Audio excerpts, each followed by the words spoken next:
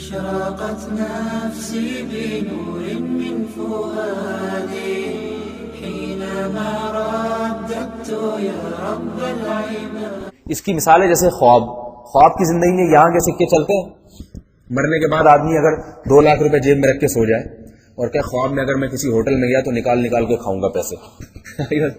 ظاہر ہے خواب کی زندگی علیحدہ ہے, اس کا اس کرنسی سے کوئی تعلق نہیں, بلکہ خواب میں بھی موت کے مشابہ ہے نا, چونکہ لہذا خواب میں بعض ایسی چیزیں جو یہاں خوابوں کی تعبیر پتہ ہے کیوں ہوتی ہے, اس لیے کہ خواب میں اللہ تعالیٰ دنیا کی چیزوں کو صورت مثالیہ کے ساتھ لاتے ہیں, اس کو ایک نئی شکل دی جاتی ہے خواب میں. مثال کے طور پر خواب میں اگر آپ دودھ پی رہے ہیں تو یہ اس کی تعبیر ہے کہ اللہ آپ کے علم میں اضافہ کرے گا.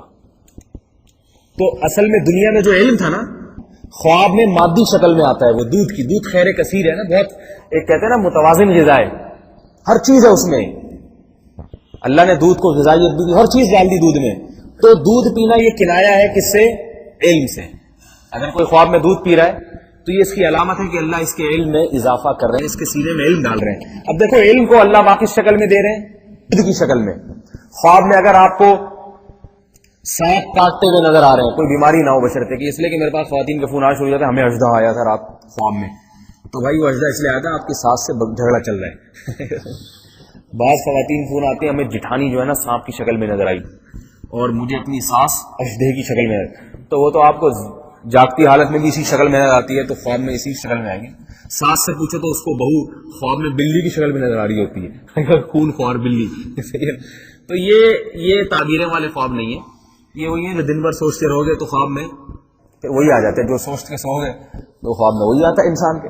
ایک تعبیر والے خواب ہوتے ہیں, تو تعبیر والے خواب میں اگر کسی کو سانپ آیا تو یہ شیطان کی علامت ہے, شیطان آ رہا ہے, تنگ کر رہا ہے شیطان اسے, اس لیے کہ شیطان کی جو مثالی صورت ہے وہ سانپ ہے.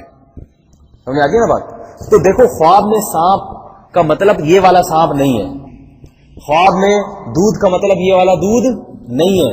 تو یاد رکھو یہاں جو چیزیں ہیں, یہاں کی جو چیزیں ہیں وہ عالم برزخ میں ان کی شکل کچھ اور ہوگی. یہاں علم نظر آنے والی چیز ہے, بتاؤ نظر آتی ہے علم؟ علم نظر نہیں آتا. کوئی کہ کتنا علم ہے آپ کے, میں ڈبے میں چیک کر کے بتاؤں گا, میرے پاس گھر میں رکھا ہوا ہے, ½ کلو 1 کلو ہے, کچھ ہے بھائی, یہ ناپی نہیں جا سکتی, دیکھی نہیں جا سکتی. لیکن خواب میں جب دودھ کی شکل میں آئی تو اگر بہت بڑا تالاب ہے تو سمجھ لو کہ علم بھی بہت زیادہ. وہاں علم مادی شکل میں آ رہا ہے, پتہ چلتا ہے, اس کو تول کے دیکھا جا سکتا ہے, اندازہ لگایا جا سکتا ہے. حدیث میں آتا ہے رسول اللہ صلی اللہ علیہ وسلم نے خواب دیکھا, فرمایا میں نے خواب دیکھا کہ ایک ڈول ہے جس سے پانی بھر کے لوگ نکال رہے ہیں, تو کمزوری ہوئی ہے نکالنے میں, تو ابو بکر آئے, اس سے ڈول نکالا, اس میں کمزوری تھی, مشکل ہو رہی تھی نکالنے میں. فرمایا دیکھا ایک طاقتور شخص آیا اور اس نے ایسے کر کے ڈول نکال لیا, وہ عمر ابن خطاب تھے. تو یہ تعبیر تھی کہ دین کو غلبہ اور طاقت اور قوت کس کے زمانے میں ملے گی؟ عمر ابن خطاب کے زمانے میں. حضرت عمر نے بھی ڈول نکال تو لیا, گرا تو نہیں, لیکن اتنی طاقت کے ساتھ نہیں جتنی طاقت سے عمر ابن خطاب نے نکالا. تو یہ علامت تھی کہ عمر کی حکومت بڑی طاقتور ہوگی, اور وہ جو ڈول نکالیں گے یہ کنایا تھا دین کی اشاعت سے. ڈول نکالنا کام ہے نا جو ہوتا نہیں انسان سے, مقصد ہے, تو یہ مقصد بڑے آرام سے حاصل کر لیں گے. تو حضرت عمر کے دور میں ایسا ہوا. تو اب اس کو دین کی اشاعت اور تبلیغ کو کس شکل میں پیش کیا گیا؟ پانی کی شکل میں. جس نے مشکل سے نکالا تو اس کی علامت تھی ان کے لیے مشکلات ہوں گی, جس نے قوت سے نکالا یہ اس کی علامت تھی ان کے لیے اشاعت کرنا آسان ہو.